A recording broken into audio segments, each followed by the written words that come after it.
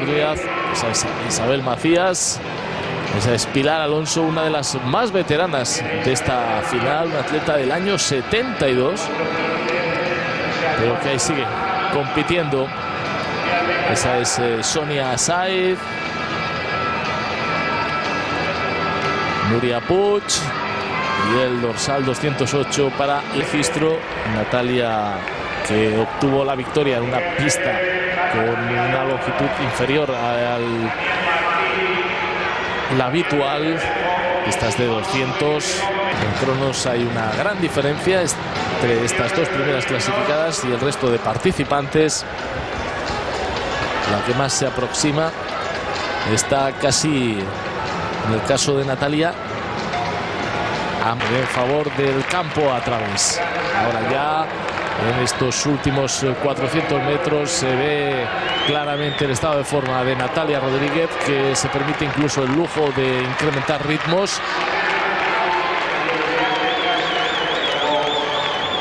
Para afrontar estos dos últimos retos, estas dos últimas vueltas a la pista del velódromo Luis Puig, en una clara superioridad respecto a sus rivales.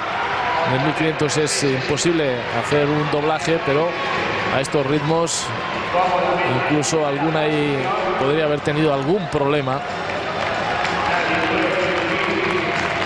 de haber sido esta una carrera con más ritmo desde el comienzo.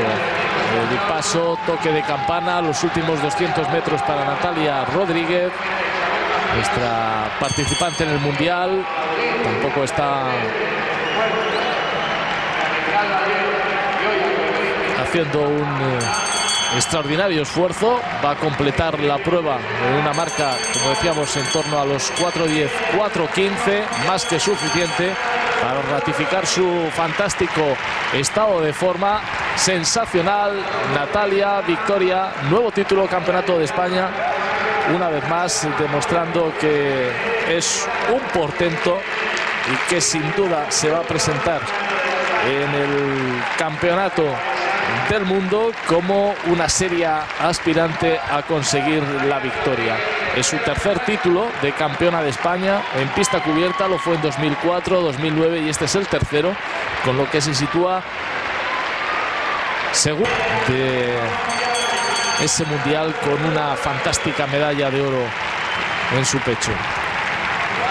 Triunfo para ella, el registro es lo de menos, ha podido ratificar bien a las claras que es una de las atletas más fuertes, y una carrera prácticamente en solitario, porque Isabel Macías tan solo la aguantó los primeros 800 metros. Una felicitación de todas.